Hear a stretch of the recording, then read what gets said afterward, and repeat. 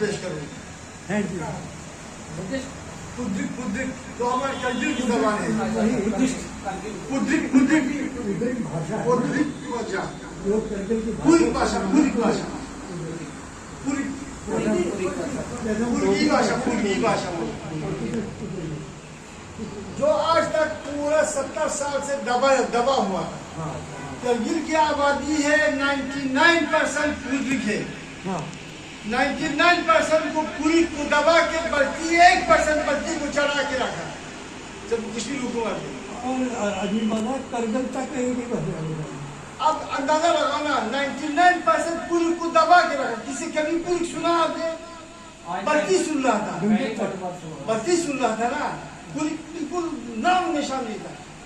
और मैंने इस पुल को उठाने के लिए आवाज दी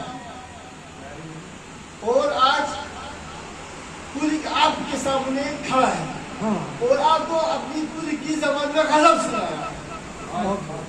ये बड़ी खुशी की बात है। तुम्हारा हमने भाषा, हाँ जी, हमने उभारा। हाँ, पहले मैं एक गजल मदला रस किया है हुजूर मैडम जी, मदला रस पुरगी गजल सुनिए।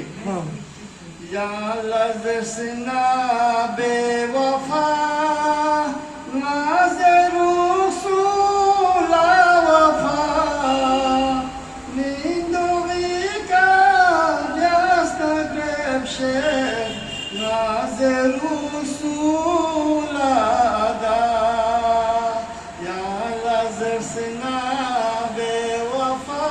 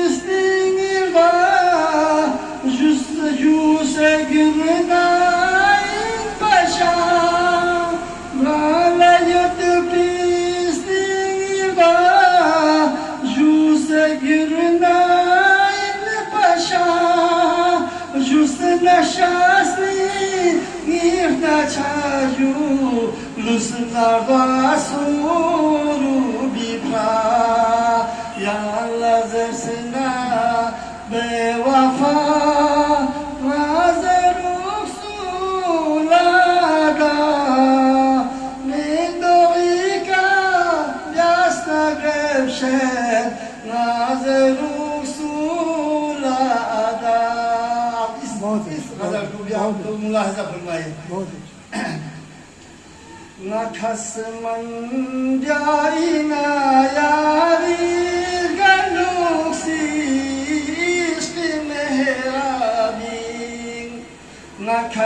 मन ब्याइना यारी गलुसी इश्क मेरा बिंग माथों सा सिक्स शागालुसी यारी इश्क मेरा बिंग दिथि के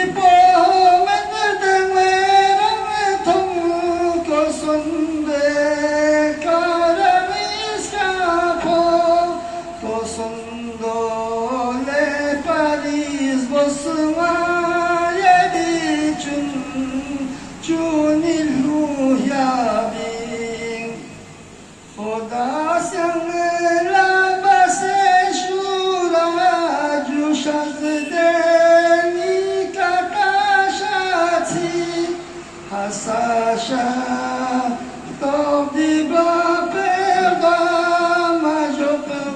majori mehrabi. Sasha, top di perda, majori mehrabi.